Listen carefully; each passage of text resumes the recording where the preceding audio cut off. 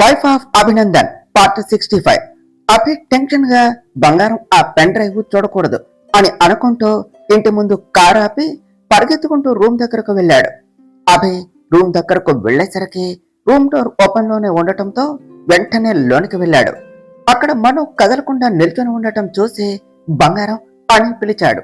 కాని అటువైపు నుంచి ఎలాంటి సమాధానం లేకుండా అలానే నిలబడి ఉండటంతో అనుమానంగా తన దగ్గరికి నడుస్తూ తన దగ్గరకు వెళ్లి బంగారం అంటూ తన పైన చెయ్యి వేశాడు.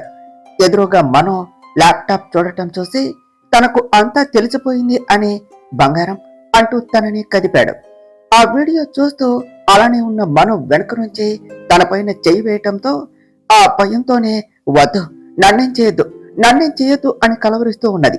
బంగారం బంగారం నేనేనే, చూడు నీకేమీ కాలేదు, ఒక్కసారి చూడు నేను నీ పక్కనే ఉన్నాను అంటూ తన భుజాలు పట్టుకుని అటు ఇటు తిప్పుతూ ఉన్న తన తలను తన నుదురికి ఆనించి తన కళ్ళల్లోనికి చూస్తూ తనకి ధైర్యం చెప్తూ ఉన్నాడు అభి. అభి గారు, ఆ వీడియోలో ఆ అమ్మాయి నన్ను అంటూ భయంతో చెప్పలేక మను ఏడుస్తూ ఉంటే, మను బంగారం చూడు ఎందుకు భయం, నేను ఉన్నా కదా, ఫస్ట్ కూల్ అవ్వు అంటూ మనోని గట్టిగా హత్తుకున్నాడు అభి. మను కాసేపటి వరకు అభిని అలానే పట్టుకుని ఉన్నది. అభి తనని బుజ్జగిస్తూ ఉంటే కళ్ళు తుడుచుకుంటూ కొంచెం నార్మల్ అయ్యింది. మనో ఏడవటం ఆపగానే తనని బెడ్ పై కూర్చోపెట్టి వాటర్ తాగించి తన పక్కనే కూర్చొని తన చేతిని అభి 2 చేతుల్లోనికి తీసుకున్నాడు. అభి గారు, అసలేమిటి ఇదంతా కూడా, మీకు ఇదంతా కూడా ముందే తెలుసా? నాకు జరిగినది యాక్సిడెంట్ మాత్రమే కాదా? అదంతా కూడా చేసింది ఎవరండి?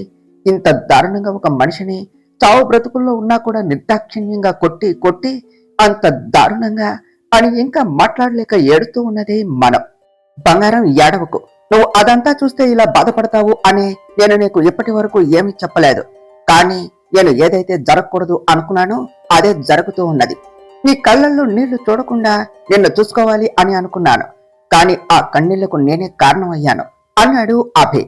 ప్లీజ్ అభి గారు, మీరు అలా బాధపడకండి. నేను అదంతా చూసేసరికి కొంచెం భయపడ్డానంతే, కానీ మీరు ఉండగా నాకెందుకు భయం చెప్పండి, నేను బాధపడటం లేదు అంటూ కళ్ళు తుడుచుకొని చిన్నగా నవ్వింది మనం. అభి మనోని దగ్గరకు తీసుకుని, బంగారం ఈరోజు నీకు అన్ని విషయాలు చెప్పేస్తాను, అప్పుడే నీకు అంతా అర్థమవుతుంది అంటూ ల్యాప్టాప్ లో 3rd వీడియో ప్లే చేశాడు. అభి అలా ఫాస్ట్ గా పరిగెత్తుకుంటూ వెళ్లిపోవటంతో తన వెనకే సంతోష్, పృథ్వీ కూడా వచ్చారు. కానీ అప్పటికే అభి కారులో వెళ్లిపోయాడు. ఇద్దరు అభి ఆగరా అంటూ అక్కడే అరుస్తూ ఆగిపోతే విశాల్ పక్కనే కారు తీసుకుని వచ్చి ఆపి ఇద్దరిని ఎక్కండి అని చెప్పటంతో సంతోష్ వాళ్ళు ఎక్కారు. ఇంకా అభి ఇంటికి వెళ్లి ఉంటాడు అని అభి ఇంటికి కారు పోనించాడు. అభి ఇంట్లోనికి కంగారుగా పరిగెత్తుకుంటూ వస్తూ ఉంటే సత్య అది చూసి, ఇదేమిటి అభి ఇంత కంగారుగా ఉన్నాడు, ఇప్పుడేగా బయటకు వెళ్ళింది, అప్పుడే వచ్చేశాడు, ఏమైంది అంటూ అభి దగ్గరకు వెళ్లేలోపు అభి పైకి వెళ్లిపోయాడు. సత్య అలా అభి వైపు చూస్తూ ఉంటే సంతోష్ వాళ్ళు కూడా లోనికి వచ్చి, సత్య అభి వచ్చాడా అని అడిగారు. వచ్చాడు, కానీ చాలా కంగారుగా పైకి వెళ్ళాడు, ఏమైంది అని అడిగింది సత్య. అవన్నీ తర్వాత చెప్తానులే అంటూ అభి వెనుక పైకి వెళ్ళాడు సంతోష్. తన వెనకే అందరూ వెళ్లారు. అప్పటికే అభి మనోకి వీడియో చూపిస్తూ ఉన్నాడు. అభి వాళ్ళను చూసి రమ్మనటంతో వాళ్ళంతా కూడా వచ్చి సైలెంట్ గా పక్కన కూర్చున్నారు. సత్య వచ్చి మను పక్కన కూర్చున్నది.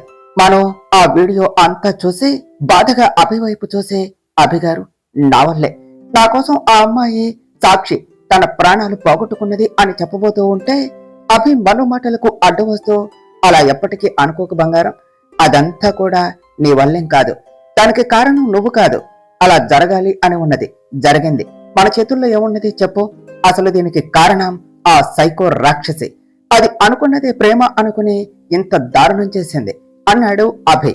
అభి గారు, అసలు ఇదంతా చేసిన ఆ అమ్మాయి ఎవరు, ఆ ప్రవీణ్ గాడి అక్క ఏమిటి, శుక్లాభాయ్ వీళ్ళంతా ఎవరు, ఎందుకు చేశారు ఇదంతా అని ఆవేశంగా అంటూ అమ్మా అంటూ తలపట్టుకున్నదే మనం. బంగారం ఏమైంది అంటూ అభి కంగారుగా తనని చూస్తూ ఉంటే, అభి నువ్వు కంగారు పడకు అంటూ విశాల్ మనోని చెక్ చేసి, మనో నువ్వు ఎక్సైట్ అవ్వకు, నీకు హెడ్ కి దెబ్బ తగిలింది, ఇలా ఎక్కువగా ఆలోచిస్తే మంచిది కాదు అన్నాడు. తనతో మాట్లాడుతూ ఉన్న విశాల్ని చూసే, విశాల్ ఐఎమ్ ఎక్స్ట్రీమ్లీ సారీ అండి, నా వల్లే మీరు ప్రేమించిన అమ్మాయి మీకు దూరం అయ్యింది, నిజం తెలియక ఆ ఫొటోస్ చూసి మిమ్మల్ని అనుమానించాను, నన్ను క్షమించండి అన్నది మనం. నువ్వు ఏ తప్పు చేయనప్పుడో అంత ఫీల్ అవటం ఎందుకు చెప్పు? సాక్షికి అలా అవటానికి కారణం నువ్వు కాదు. తనకు ప్రేమపై ఉన్న నమ్మకం, గౌరవం నిన్ను కాపాడేలా చేసింది. తను మన మధ్య లేకపోయినా కూడా నీ రూపంలో ఎప్పుడూ మన మధ్య ఉంటుంది. నీకు తెలియని దానికే నిన్ను నువ్వు బ్లేమ్ చేసుకోకు అని చెప్పాడు విశాల్. మను, నువ్వు బాధపడకు, జరిగినది ఏదో జరిగిపోయింది. ఇప్పుడేం చెయ్యాలో అది ఆలోచించు అని చెప్పింది సత్య. మను బెడ్ పై నుంచి లేచి పక్కనే ఉన్న అభి దగ్గరకు వెళ్లి, అభి గారు, అసలు ఇదంతా చేసింది ఎవరు? వాళ్ళు ఎవరైనా కాని ఊరికినే వదలకూడదండి అన్నది. కాని ఆ ముసుగు వేసుకున్న ఆ అమ్మాయి ఎవరో తెలియటం లేదు మను. అది ఎవరో తెలిస్తే నేనే దాన్ని చంపేస్తాను అని చెప్పింది సత్య.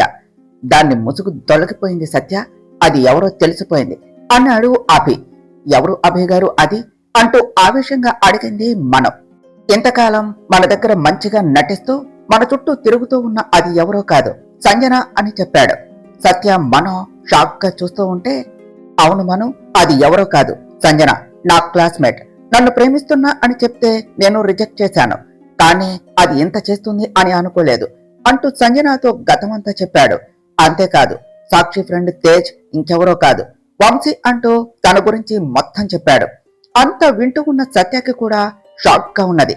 అంటే వంశీకి అంతా కూడా ముందే తెలుసా అనుకుంటూ వంశీని కత్తితో పొడిచారు అని వినగానే వంశీకి ఎలా ఉంది అని కంగారుగా అడిగింది Satya. He is out of danger, nothing to worry అని చెప్పాడు విశాల్. ఆ మాట వినగానే తేలికగా ఊపిరి తీసుకున్నది సత్య. అవును బంగారం, ఇదంతా కూడా చేసింది అదే. నాకు అదే అని నిన్నే తెలిసింది. అప్పుడే దాన్ని చంపేయాలి అన్నంత కోపం వచ్చింది. కానీ నీకు చేసిన దానికి, మనిషి ప్రాణాలు అంటే లెక్కలేని దానికి చావు సరిపోదు, అంతకంటే పెద్ద శిక్ష వేయాలి. నువ్వు ఇదంతా కూడా ఆలోచించి అప్సెట్ అవ్వకు. I will take care of everything. మనకు అసలు విషయం తెలిసిపోయింది అని దానికి ఇంకా తెలియదు. అదే మనకు ప్లస్ పాయింట్. దాని సంగతి నేను చూసుకుంటాను. నువ్వు ఇకపై కూడా ఏమి జరగనట్టే నార్మల్ గా ఉంటాను అని మాటివు బంగారం. నువ్వు ఇలా బాధపడుతూ ఉంటే నేను చూడలేనురా అన్నాడు అభి. అభి గారు, ఏ రోజు మీరు చెప్పిన మాట కాదు అనలేదు, కానీ ఈ రోజు అవును అని అనలేకపోతున్నాను. ఇంత చేసిన దాన్ని కళ్ళ ముందు ఉంచుకొని ఏమీ తెలియనట్టు ఉండటం ఎలా అండి? దాన్ని చూస్తే అది చేసిన పనులే కళ్ళ ముందుకు మెదులుతాయి. అప్పుడు నన్ను నేను కంట్రోల్ చేసుకోలేను అని చెప్పింది మనం. నిన్ను కంట్రోల్ చేసుకోమని ఎవరు చెప్పారు బంగారం? నీకు నచ్చినట్టు నీ రేంజ్లో దాన్ని ఆడుకో, కానీ దానికి నిజం తెలియకుండా చెయ్యి చాలు. ఎవరు చేస్తున్నారో ఎందుకు చేస్తున్నారో తెలియకుండా మనతో ఆట ఆడుకున్నది. మరి దాని ఆట మనం కట్టించాలి కదా. మనం కూడా దాని దారిలోనే ఎవరు ఎందుకు చేస్తున్నారో దానికి తెలియకుండా చేసి దాని నోటితోనే నిజం బయట పెట్టేలా చేస్తాను. ముందు దాని బలుపుకు కారణం దాని బాబు. ఆ జేపీ గాడిని చూసుకుని ఎగిరెగిరి పడుతున్నది. వాడికి చెక్ పెడితే దీనికి తేట తీరుతుంది. వాడు ఎలాంటి వాడైనా కూడా డాడ్ ఫ్రెండ్ అని ఏమి చేసినా చూస్తూ ఉన్నాను. నన్ను రోడ్డు మీదకు తీసుకుని రావాలి అని అనుకున్నాడు కదా. ఎవరు ఎవరని రోడ్డు మీదకు తీసుకుని వస్తారో నేను చూస్తాను. ఇంకా నువ్వు ఏమాత్రం బాధపడకుండా నీకు నచ్చినట్టు నువ్వు ఉండవు. దాన్ని ఏమైనా చేసుకో బంగారం, సరేనా? కానీ నువ్వు మాత్రం ఎప్పుడూ హ్యాపీగా ఉండాలి. ఒక్కసారి నవ్వు బంగారం అన్నాడు అభి. మనం అభి మాటలు వింటూ చిన్నగా నవ్వుతూ అభిని హత్తుకున్నది. అది నా బంగారం అంటే నువ్వెప్పుడూ ఇలానే ఉండాలిరా, లేకపోతే నాకు ఇక్కడ అంటూ తన గుండెపై చెయ్యి పెట్టి కుదురుండదు అంటూ ఇంకా గట్టిగా హత్తుకున్నాడు అభి. సంతోష్ చిన్నగా దగ్గుతూ, బావా, ఇక్కడ ఇంకా పెళ్లి కాని చిన్నపిల్లలో ఉన్నాము, అయినా మాకేమిటి ఈ ఫ్రీ షో అన్నాడు. చుబ్బే, అయినా మా రూంలో నీకేంట్రా పని? మొగుడు పిల్లలు అన్నాక ఎలాగైనా ఉంటారు, చూడలేకపోతే కళ్ళు మూసుకో అని చెప్పాడు అభి. అభి గారు, వదలండి ప్లీజ్, అందరూ చూస్తున్నారు అన్నది మనం. చూస్తే చూసుకొని బంగారం అంటూ చిన్నగా వదిలాడు అభి. సంతోష్ అభిని చూస్తూ, మను బావ ఫేస్ చూడు ఎలా అయిపోయిందో, ఇంకా మేము ఇక్కడే ఉంటే ఛాన్స్ మిస్ చేశాం అని ఏమైనా చేస్తాడు, వద్దలే మేం వెళ్ళిపోతాం అంటూ నవ్వాడు. ఇంకా అందరూ నవ్వుతూ కిందకు వెళ్లిపోయారు. అందరూ బయటకు వెళ్లిపోయాక మనుని దగ్గరకు తీసుకొని ఒళ్ళో కూర్చోపెట్టుకుని, బంగారం, ఇంకా దాని సంగతే ఆలోచిస్తున్నావా? చూడు బంగారం, నువ్వు అలా ఉండకు, నేను నిన్ను అలా చూడలేనే అన్నాడు అభి.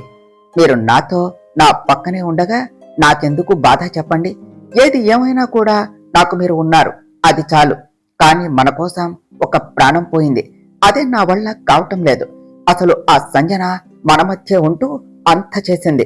ఇప్పుడు మళ్ళీ అది ఏమన్నా చేస్తే అభిగారు, నాకు తోడుగా మీరున్నారు, కానీ అది మన బలహీనతతో ఆడుకోవాలి అని చూస్తే ఎదురుగా నిలబడి యుద్ధం చేసే వాళ్లతో పోరాడవచ్చు, గెలవచ్చు, కానీ అలా మంచిగా నటిస్తూ ఉండే వాళ్లతో ఎలా అండి? అసలు అది చేసేది చూస్తూ ఉంటే దానికి దయా దాక్షిణ్యాలు లేవు అని తెలుస్తున్నది. దాన్ని ఎలా ఆపాలండి? మొదటి నుంచి కూడా ఆ ప్రవీణ్ మనల్ని నమ్మించి మోసం చేశాడు. అది కేవలం నా మీద కోపం అనుకున్నాను, కానీ అది మీకోసం అని ఇప్పుడే తెలిసింది. నాకు మీరు ఎప్పటికీ దూరం కారు కదా అభిగారు. నా ఊపిరి ఆగే చివరి క్షణంలో కూడా మీరు ఎప్పుడు నా పక్కనే ఉండాలండి అన్నది మనం. నేను నీకు దూరం అవటం అంటే అది నా ఊపిరి ఆగటమే బంగారం. ఈ చేతిని ఎప్పటికీ వదలను. ఎప్పటికీ నువ్వు నేను వేరువేరు కాదు. నువ్వంటే నేను, నేనంటే నువ్వే బంగారం. అయినా నువ్వేనా ఇలా మాట్లాడుతూ ఉన్నది? మామ్ని, ఆ దెయ్యాన్నే సింగిల్ హ్యాండ్ తో హ్యాండిల్ చేశావు. ఓవో, ఇంత భయపడుతున్నావేమిటి బంగారం అన్నాడు అభి. ఇది భయం కాదు అభిగారు. మగధీర మూవీ చూసారా మీరు?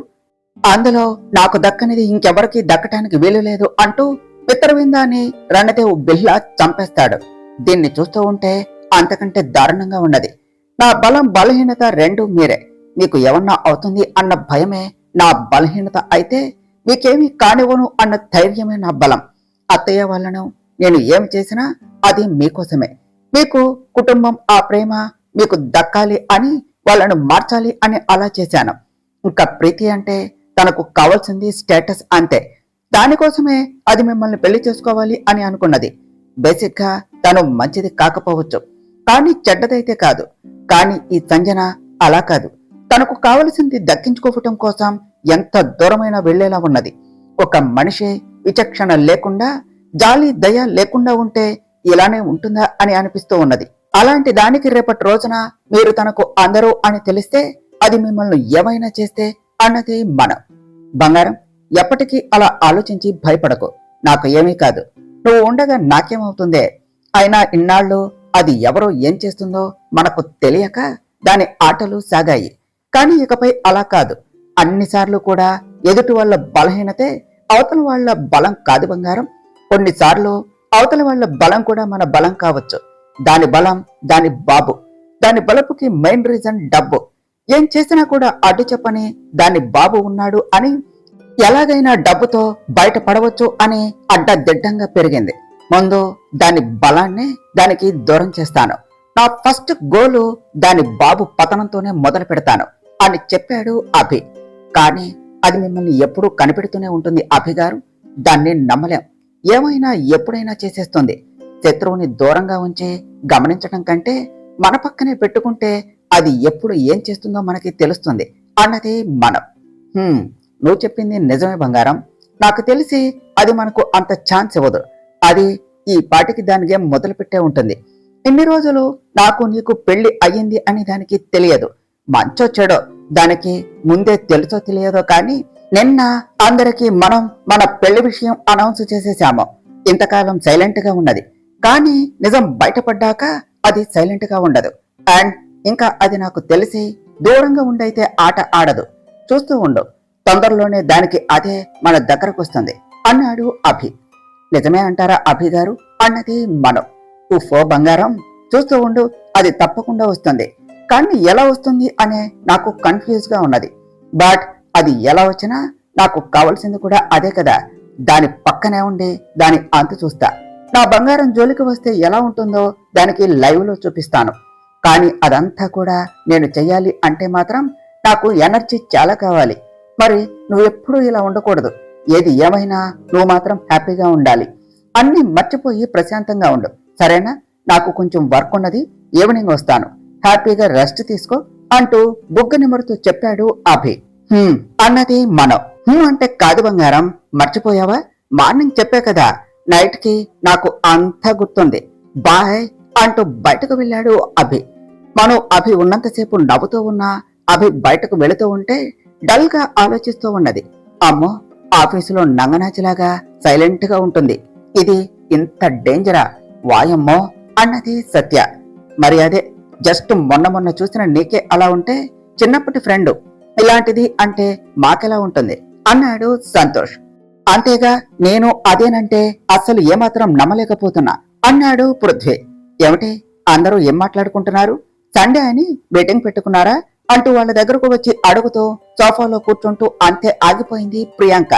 ఇదేమిటి ఇక్కడ ఉన్నది అంటూ తను కూడా అంతే చూస్తూ ఉన్నాడు విశాల్. హే, మధ్యలోనే స్ట్రక్ అయ్యావు, ఏం చేస్తున్నావు అని అడిగాడు Santosh. Mind your own business అనే కోర్సు చేస్తున్నా, నీకు కావాలా అంటూ సోఫాలో కూర్చొని ఈ సార్ గారు ఎవరు కొత్తగా ఉన్నారు అంటూ నవ్వుతూ అడిగి ఎవ్వరికీ కనపడకుండా కన్ను కొట్టింది ప్రియా. ఇది మళ్ళీ మొదలు పెట్టింది. అయినా ఇక్కడేం చేస్తున్నది? నన్ను ఫాలో అవుతూ వచ్చిందా లేకపోతే అని విశాల్ ఆలోచిస్తూ ఉంటే అంత వెటకారం ఎందుకు కాని తను విశాల్, తను అభి చెల్లెలు ప్రియాంక విశాల్ అని సంతోష్ ఇంకా ఏదో చెప్పబోతూ ఉంటే హా డాక్టర్ అని చెప్తావు అంతే కదా అన్నది ప్రియా. అంటే నీకు ముందే తెలుసా అని అడిగాడు సంతోష్. అది మరి మా అని ప్రియా చెప్పబోతూ ఉంటే విశాల్ చెప్తే చంపేస్తా అంటూ కళ్ళతో బెదిరించాడు. ప్రియాంక నవ్వుతూ అదేం క్వశ్చను, బ్రెయిన్ లేకుండా ఇలా వైట్ కోట్ అండ్ స్టెథోస్కోప్ ఉంటే డాక్టర్ అని అంటారు, హస్బెండ్ అని అనరు, అంతే కదా డాక్టర్ గారు అని విశాల్ని చూసి కళ్ళెగిరేసింది ప్రియాంక. ఓ నిజమే కదా అన్నాడు సంతోష్.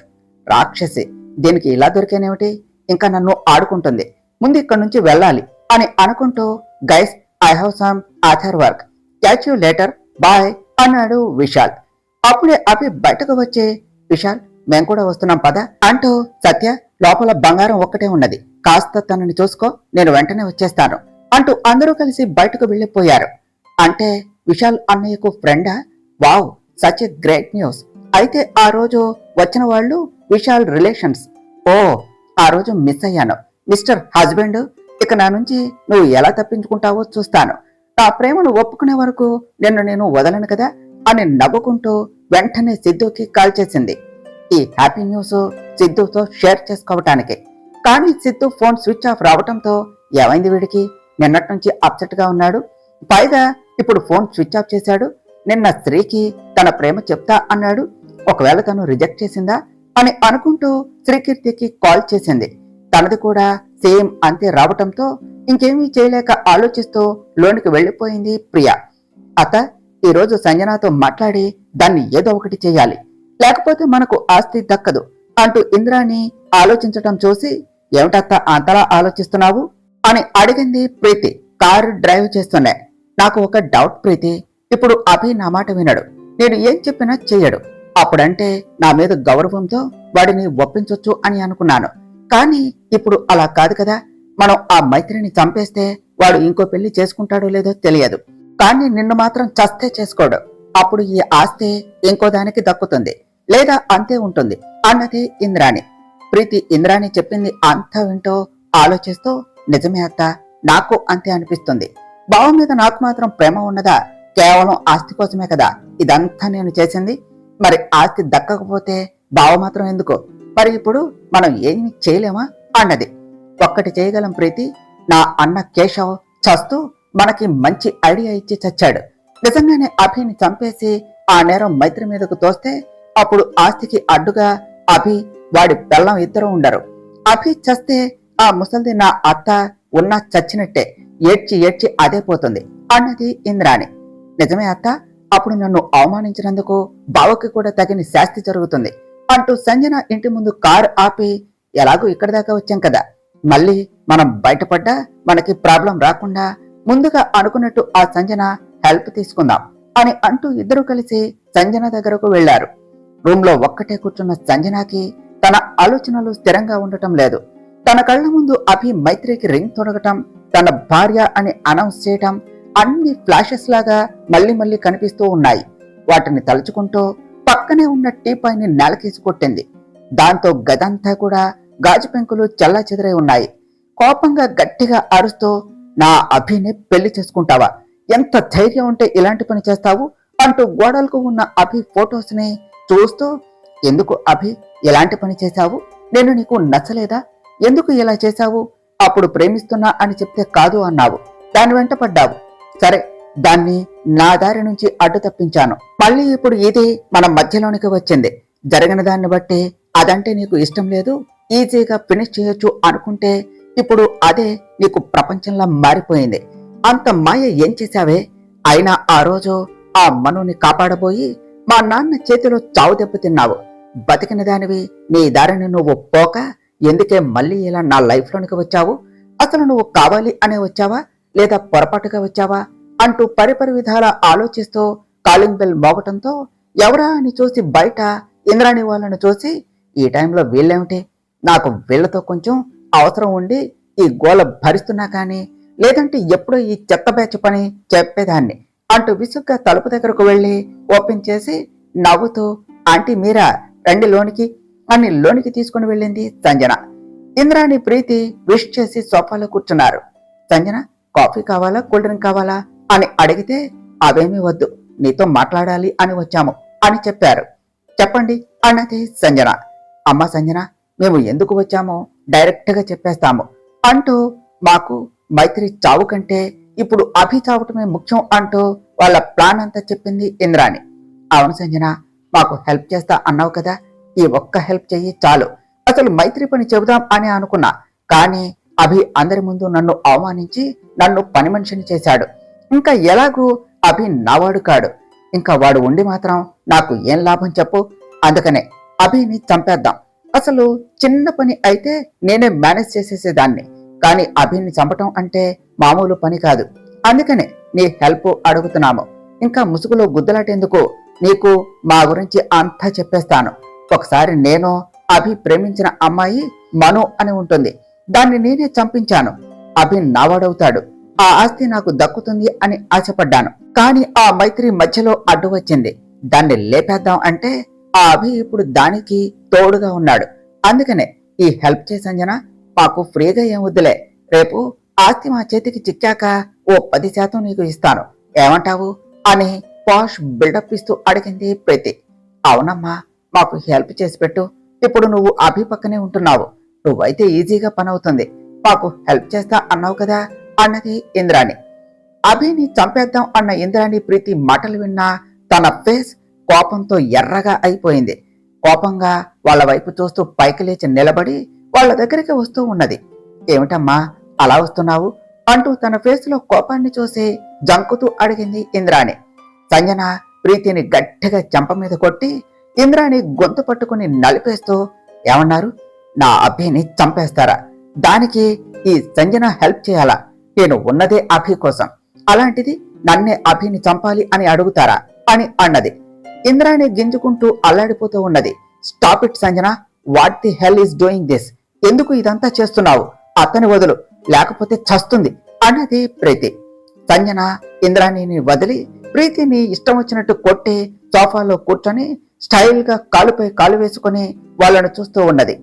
ఇంద్రాణి భయంగా మాటలు రాకపోయినా, సంజన నువ్వు ఏమంటున్నావు? నీ అభి ఏమిటి అని అడిగింది. ఎన్నాళ్ళు ముసుగులో ఉన్నాను, ఇంకా అభయం వద్దు, నిజాలు మాట్లాడుకుందాం. నిజాలే మాట్లాడుకుందాం. అభి నావాడు, నాకు మాత్రమే సొంతం. చిన్నప్పటి నుంచి కూడా వాడిపై ఆశలు పెంచుకున్నాను. ఇప్పుడు మీరు నా అభిని చంపాలి అని నా దగ్గరకు వస్తారా?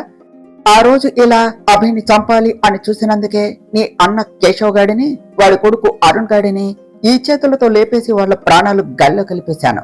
ఇప్పుడు మిమ్మల్ని ఏం చేయాలి అని కోపంగా అడిగింది సంజన. ప్రీతి షాక్ అవుతూ అంతే చూస్తూ ఉన్నది. ఇంద్రాణి భయంగా, అంటే మా అన్నయ్య యాక్సిడెంట్ లో చావలేదా? నువ్వే అని అంటూ ఉంటే, ఎస్ నేనే అని చెప్పా కదా, మళ్ళీ ఆ క్వశ్చన్ ఏమిటి అంటూ ప్రీతిని చూసి, అంటే నా అభి ప్రేమించాడు అని ఆ మనుని నువ్వు చంపించావా అని పెద్దగా నవ్వుతూ, అభిని కోరుకున్నది అని దాన్ని చంపింది నేను, నువ్వే దాన్ని చంపావు అని నువ్వు అనుకునేలాగా చేసింది నేను అని చెప్పింది సంజన. ప్రీతి ఆ మాటలు విని ఇంకా షాక్ అవుతూ, అసలు ఎవరు నువ్వు, ఏమిటిదంతా అని భయంగా అడిగింది. అప్పటికే తన ఒంటి నిండా రక్తం వస్తూ ఉన్నది. ఇన్ని చెప్పిన దాన్ని ఇది కూడా చెప్పనా? ఇప్పుడే చెప్తా. ఇన్నాళ్ళు మంచిగా నటించి నటించి బోర్ కొట్టేసింది. నా అభిని చంపాలి అని నువ్వు చూస్తే ఇంకా ఊరుకుంటానా అంటూ గన్ తీసి దాన్ని చూస్తూ ఉన్నది సంజన. ఇంద్రాణి ప్రీతి ఒకరి మొహాలు ఒకరు చూసుకుంటూ ఉన్నారు. భయపడకండి, మిమ్మల్ని అప్పుడే చంపంలే, నాకు మీతో చాలా పని ఉన్నది. అప్పుడే చస్తే ఎలా? మీరు ఇంకా నా కోసం చేయాల్సింది చాలా ఉన్నది. అభి ఒక్కసారి కొట్టాడు అని చంపాలి అని చూస్తున్నావు. ఇంకా నువ్వు ఒక తల్లివా? ఆస్తి కోసం బిడ్డని? చచ్చ, మీరు ఏమైతే నాకేంటే, నా అభి నాకు కావాలి. నాకు హెల్ప్ చేయండి, అంతులేని ఆస్తి మీ సొంతం చేస్తాను, కాదు అంటే ఇప్పుడే అని సంజన అనబోతూ ఉంటే ఆ మాట పూర్తి చేసేలోపు వద్దు వద్దు, నువ్వు ఏం చెప్తే అదే చేస్తాను అన్నది ఇంద్రాణి. ప్రీతి సైలెంట్ గా ఉన్నది. సంజన నవ్వుతూ నాకు కాబోయే అత్త గుడ్, ఇకపై ఇదే మెయింటైన్ చెయ్యి అంటూ ప్రీతిని చూసి, ఏమిటి ప్రీతి, దాన్ని నువ్వు చంపాను అని అనుకుంటుంటే నేను ఎలా అనుకుంటున్నావా? అంత చించకులే, నా ప్లాన్ తెలుసుకోవటం ఎవరి వల్ల కాదు, నేనే చెప్పాలి. ఇప్పుడు మీకు అంతా చెప్తాను. నా పేరు సంజన, నేను మాఫియా డాన్ శుక్లాభాయ్ కూతురు సంజన శుక్లా. ఇంకా మీరు నమ్మలేని నిజం చెప్పనా, నా తండ్రి అసలు పేరు జయప్రకాష్. ఎస్, నువ్వు అనుకున్నదే ఇంద్రాణి, ఆ జయప్రకాష్ నా తండ్రే. జయప్రకాష్ శుక్లా నీ మొగుడు వల్ల మా నాన్న మాకు దూరంగా ఉండి మాఫియాకు రాజయ్యాడు. అప్పటికే నాకు అభి అంటే చిన్నప్పటి నుండి పిచ్చి ప్రేమ, కానీ మా నాన్న నన్ను అభికి దూరంగా పంపేశాడు. కానీ మళ్ళీ నేను తనకు తెలియకుండా నా అభి దగ్గరకు వచ్చి తనతో కలిసి చదువుకున్నాను. మా నాన్న మిమ్మల్ని నాశనం చేయాలి అని అనుకునేలోపు నా ప్రేమ విషయం మా నాన్నకు తెలిసి కేవలం నా కోసమే మిమ్మల్ని వదిలేశాడు. కానీ అభి నా ప్రేమను ఒప్పుకోలేదు. నాకు దూరంగా వైజాగ్ వెళ్లి అక్కడ దాన్ని, ఆ మనసాన్ని చూసి ప్రేమించాడు. అప్పుడే నాకు అది తెలిసింది. కానీ టైం కోసం వెయిట్ చేసి కరెక్ట్ గా ప్లాన్ చేసి దాని గురించి మీకు తెలిసేలా చేశాను. మీరు దాన్ని చంపాలి అనుకునేలాగా చేసి మీకు మీరే నా తమ్ముడు ఆ ప్రవీణ్ని కలిసేలా చేసి దానికి యాక్సిడెంట్ చేయించాను. దానితో నువ్వు దాన్ని నువ్వే చంపేశావు అనుకుని భయంతో అక్కడి నుండి పారిపోయావు. నీకు అది మాత్రమే తెలుసు. అక్కడితో అది చచ్చింది అని అనుకున్నావు, కానీ అలా కాదు. అది అప్పుడు చావలేదు. నా చేతిలో బ్రతికి ఉండగానే నరకం చూస్తూ ఎలా చస్తుందో కూడా తెలియకుండా అంటూ ఆ రోజు చేసిందంతా కూడా పూస గుచ్చినట్టు చెప్పి అప్పటి వరకు కూడా అభి కోసం ఏం చేసింది అంతా చెప్పింది. ఏంటి, దీనికే అంతలా షాక్ అయ్యావా? ఇంకా చాలా ఉంది. దాని తర్వాత దాని చావు బయట ప్రపంచానికి తెలియకుండా చేసి అది లేచిపోయింది అని ముద్ర వేశాను. దాంతో దాని తల్లిదండ్రులు పరువు పోయి ఊరు వదిలి వెళ్లిపోయారు. కానీ వాళ్ళు అది నమ్మలేక వాళ్ళ కూతురు కోసం ప్రయత్నాలు మొదలు పెట్టారు. అందుకే నా మనుషుల ద్వారా వాళ్ళు తినే ఫుడ్ లో ఓ డ్రగ్ కలిపి దాని బాబుకి హార్ట్ అటాక్ వచ్చేలాగా చేసి ఒకేసారి అందరినీ, దాని ఫ్యామిలీ మొత్తాన్ని పైకి పంపించేశాను. మరి నా అభి ఇష్టపడిన కూతుర్ని కన్నందుకు ఆ మాత్రం చేయకపోతే ఎలా? అలా ఆ ఫ్యామిలీ మొత్తాన్ని పైకి పంపించేశాను. కానీ అభి అంతగా దాన్ని ప్రేమించాడు కదా, అందుకని అదేమీ నమ్మలేదు. అందుకని దానికోసం వెతకటం మొదలు పెట్టాడు. అప్పుడే అభిని దాని నుంచి బయటపడేయాలి అని మా నాన్నతో కలిసి మీ బిజినెస్లు అన్ని దెబ్బతినేలా చేసి మిమ్మల్ని రోడ్డు మీదకు తీసుకుని వచ్చాను. అప్పుడే అభి మీకోసం తన ప్రేమను వదిలి తిరిగి మీకోసం మామూలుగా అయ్యి ఉన్నాడు. నేను మా నాన్నకు ఇచ్చిన మాట కోసం కొన్నాళ్లు అభికి దూరంగా ఉన్నాను. ఆలోపు మిమ్మల్ని, మీ ఆస్తిని మా నాన్న లాక్కొని మీరు రోడ్డున పడ్డాక అభిని నాకు ఇచ్చి పెళ్లి చేస్తా అన్నారు.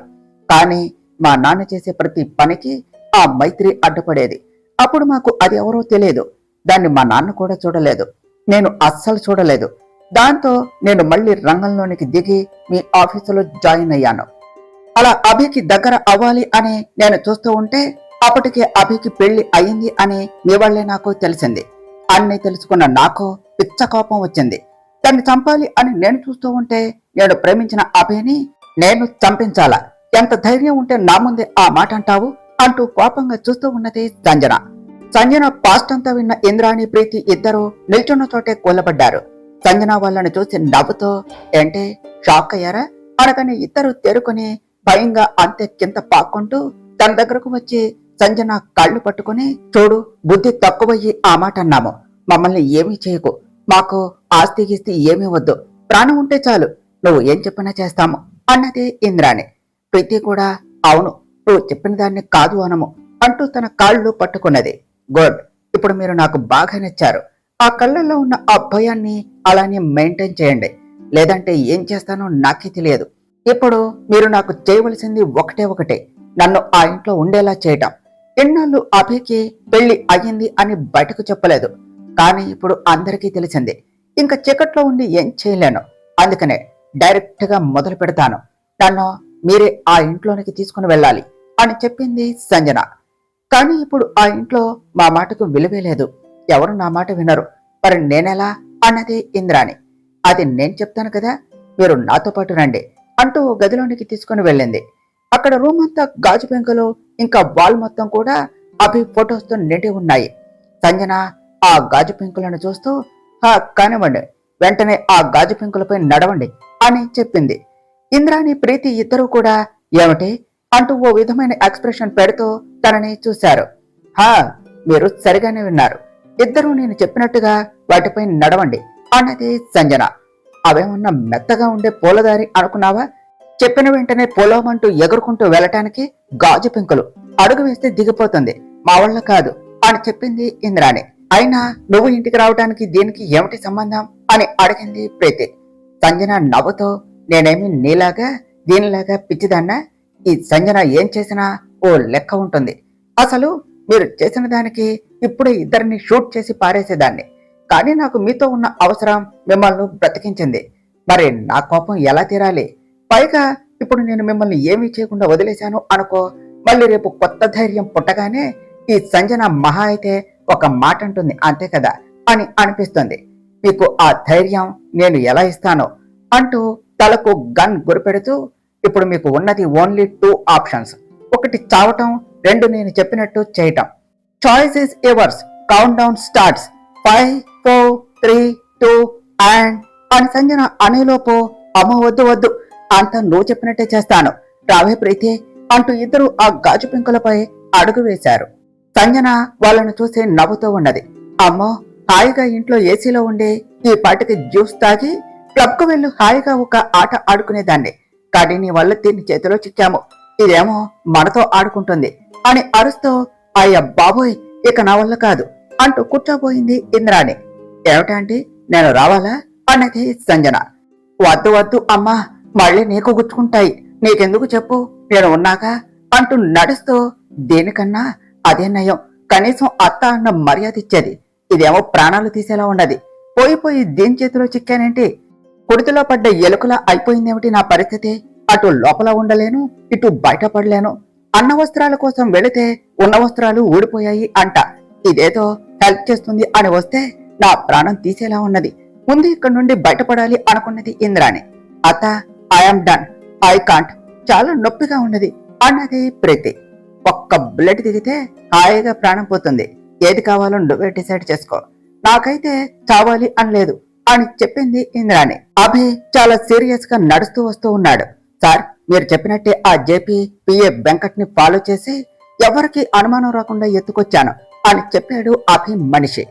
వాడితో ఇప్పుడు పనేమిట్రా అని అడిగాడు సంతోష్. కాసేపు జరిగేది చూడు అంటూ వెళ్లి వెంకట్ ముందు చైర్లో కూర్చున్నాడు అభి. వెంకట్ తన ముందు ఉన్న అభిని చూసి షాక్ గా చూస్తూ ఉన్నాడు. ఏమిటి షాక్ అయ్యావా? చూడు, నాకు లాక్ చేయటం నచ్చదు, డైరెక్ట్ గా పాయింట్ కు వచ్చేస్తాను, నాకు లేదు, తెలియదు, కాదు లాంటి ఆన్సర్స్ అంటే చిరాకు, నేను అడిగిన దానికి తిన్నగా సమాధానం చెప్పు అన్నాడు అభి. చెప్పకపోతే ఏం చేస్తారు సార్, చంపేస్తారా అన్నాడు వెంకట్. అభి పక్కనే ఉన్న చిన్న కత్తి లాంటి దాన్ని చేతిలోనికి తీసుకొని దాన్ని చూస్తూ, దీన్ని ఇప్పుడు నీ గొంతులో దింపినా అడిగేవాడు ఎవ్వడూ లేడు, కానీ ఆ గొంతులో నిజం అక్కడే ఆగిపోతుంది, నేను ఏమన్నా నీ బాసులాగా మెంటల్ అనుకున్నావా అంటూ ఆ కత్తిని అలాగే వెంకట్ అరచేతిలో పొడిచాడు. అనుకోని దానికి విస్తుపోతూ పెద్ద పెద్దగా అరిచాడు వెంకట్. అభి తన చెవిని వేళ్లతో లైట్ గా ప్రెస్ చేస్తూ, నీకు ముందే చెప్పాను నాకు ఎదురు మాట్లాడితే నచ్చదు అని, మరేమిటి ఈ గోల, ఆపు అన్నాడు. వెంకట్ నొప్పితో అల్లాడుతూ అంతే అరుస్తూ ఉన్నాడు. చూడు, నువ్వు నేను అడిగిన దానికి సమాధానం చెప్పకపోతే చంపను, కానీ బ్రతికి ఉన్న శవాన్ని చేస్తాను, ఏం కావాలో డిసైడ్ చేసుకో అని చెప్పాడు అభి. చెప్పేస్తాను, మీకు ఏం కావాలంటే అది చెప్పేస్తాను అని ఏడుస్తూ చెప్పాడు వెంకట్. గుడ్, ఈ పనేదో ముందే చేసుంటే నీకు ఈ బాధ తప్పేది కదా, అయినా ఎందుకు చేస్తావు, ఆ జెప్పిగాడి తొత్తువు కదా, వాడి బుద్ధిలే వచ్చుంటాయి. ఆ జెప్పిగాడు ఏం చేస్తుంటాడు, వాడి ఇల్లీగల్ బిజినెస్ లో వాడి ప్రాపర్టీ డీటెయిల్స్ అన్ని నాకు ఇప్పుడే కావాలి అన్నాడు అభి. సార్, ఆయన ఏం చేస్తుంటారో నాకు నిజంగా తెలియదు, ఓన్లీ ఆఫీస్ ఇష్యూస్ మాత్రమే నేను చూస్తాను, ఇంకా అంటూ ప్రాపర్టీకి సంబంధించినవి అన్నీ కూడా చెప్పేశాడు వెంకట్. గుడ్, మరి వాడి పర్సనల్ లైఫ్ మ్యాటర్ ఏమిటి అని అడిగాడు అభి. అది అని వెంకట్ నీళ్లు నములుతూ ఉంటే అభి ఇంకో కత్తిని చేతిలోనికి తీసుకున్నాడు. వెంకట్ అది చూసి భయంగా, సార్, మేడంకు తెలియకుండా ఇంకొక ఆమెతో రిలేషన్ లో ఉన్నాడు, అది ఇంతవరకు ఎవ్వరికీ తెలియదు, అంటే మేడంకి తెలిస్తే ఇంకా అంతే, అందుకనే అలా చేస్తున్నారు.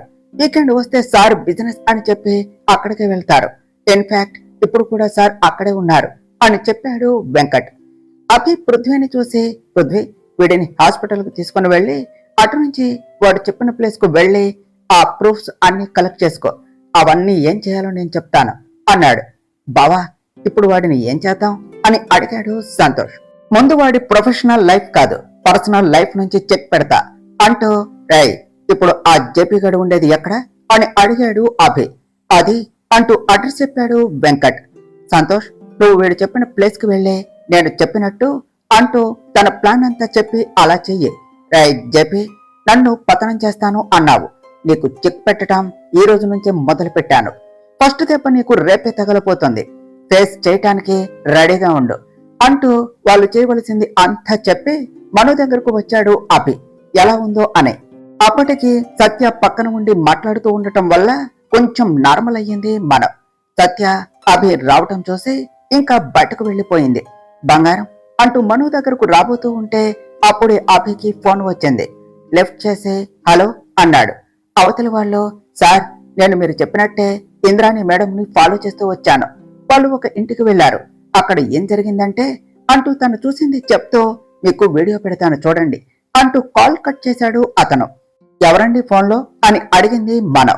మా మామ ఇంకా మారకుండా ఏదో చెయ్యాలి అని ఆ సంజన దగ్గరకు వెళ్లారు.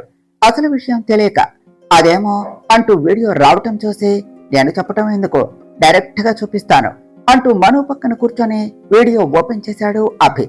మను అభి ఇద్దరు కూడా ఆ వీడియోని చూస్తూ అందులో ప్రీతి ఇంద్రాని అభిని చంపేయాలి అని సంజనాని అడగటం, సంజన తను గురించి చెప్పటం అంతా చూస్తూ ఉన్నారు. అభి అత్తయ్య వాళ్ళు ఇలా చేస్తారు అని అనుకోలేదు అన్నది మనం. డబ్బు మనిషిని ఎంత దూరమైనా తీసుకుని వెళ్తుంది బంగారం అని చూస్తూ ఉన్నారు. అలా చూస్తూ ఉన్న మను, సంజన మనుని ఎలా చంపింది అని అంతా చెప్తూ ఉంటే అంతా తన కళ్ళ ముందు మెదులుతూ ఉన్నది. అభి ప్రేమించిన అమ్మాయి అని దాన్ని బ్రతికి ఉండగానే నరకం చూపించి చంపాను అని అంటూ ఉంటే అభి కళ్ళు ఎర్రగా చింతనిప్పుల్లా మారాయి. సంజన మనుని చంపి దాని ఫ్యామిలీ మొత్తాన్ని కూడా యాక్సిడెంట్ లో చంపించాను అని అంటూ ఉంటే మను షాక్ లో అలా ఉండిపోయింది. అనుకోని దానికి అభి కూడా అంతే ఉన్నాడు. అలా సంజన చెప్పింది అంతా కూడా వింటూ అలానే చూస్తూ ఉన్నది మనం. అభి మను పరిస్థితి చూసి బంగారం అని పిలిచాడు. అయినా మను పలకకపోవటంతో చిన్నగా తట్టాడు. అప్పటికి తేరుకున్న మను, అభి గారు, అదేం చెప్తుంది, అమ్మ నన్ను చంపేశాను అంటుంది, అదంతా అబద్ధం అభి గారు, వాళ్ళకేమీ కాలేదు, అది అబద్ధం చెప్తుంది అన్నది మనం.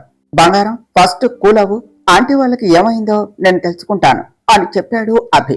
లేదు అభి గారు, నేను వాళ్ళని చూడాలి, ఇన్నాళ్ళు ఎక్కడున్నా బాగానే ఉన్నారు అనుకున్నాను, నా మీద కోపంతో ఊరు వదిలి వెళ్లిపోయారు అని సత్య చెప్పింది అంటూ పైకి లేచి బయటకు పరిగెత్తింది మనం. బంగారం, బంగారం ఆగు అంటూ అభి కూడా మను వెనకే పరిగెత్తాడు. మనం సత్య అంటూ అరుస్తూ సత్య దగ్గరకు వెళ్ళింది.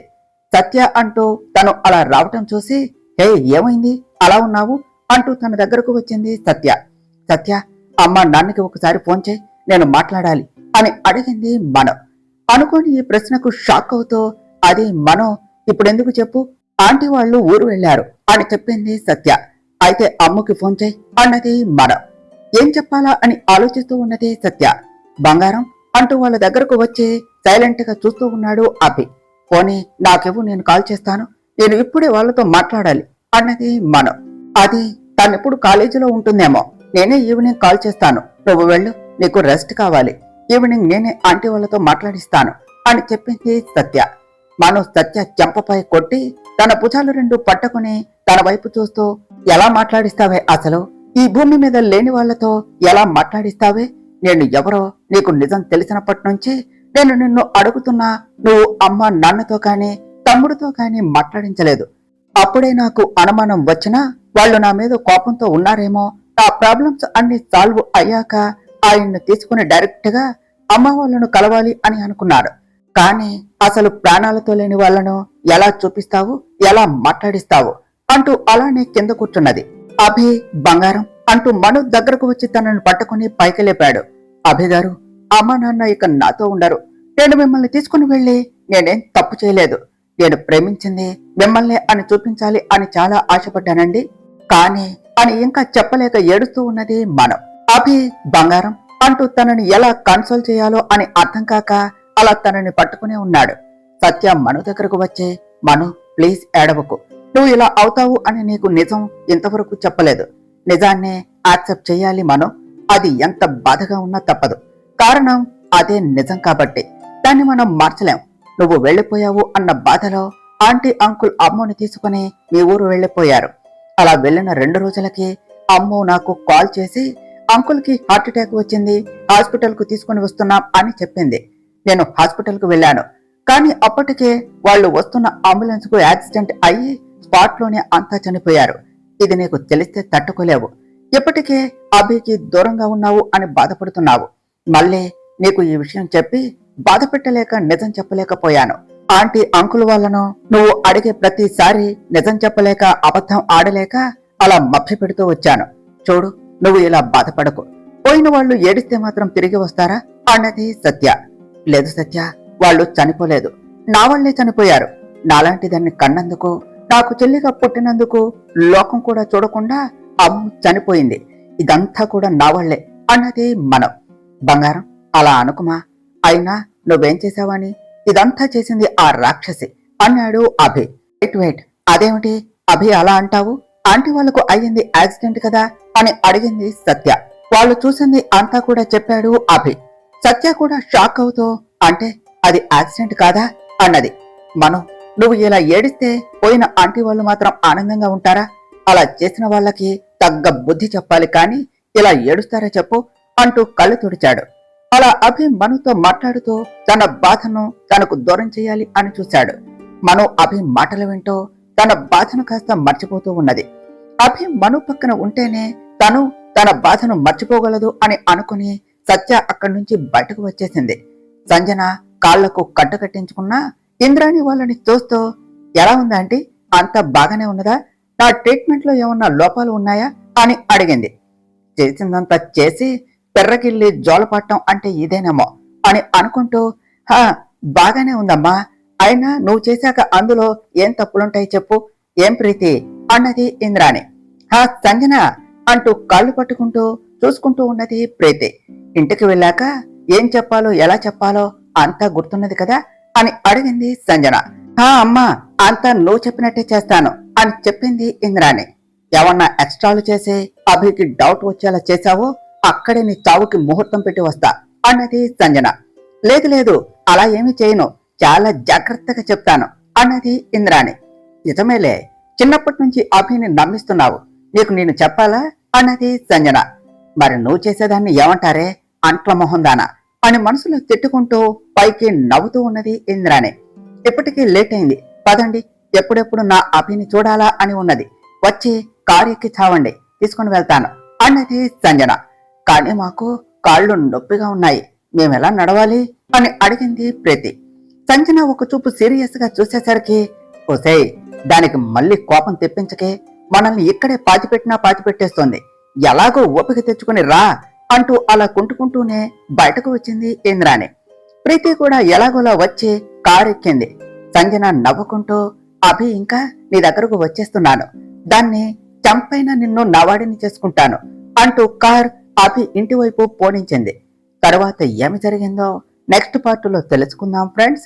డియర్ ఫ్రెండ్స్, మీకు గనక ఈ కథ నచ్చినట్లయితే మీ అభిప్రాయాలను కామెంట్ రూపంలో తెలియచేయండి. ఈ వీడియోను లైక్ చేయండి, షేర్ చేయండి, మా ఛానల్ను సబ్స్క్రైబ్ చేసుకోండి ఫ్రెండ్స్. Thank you.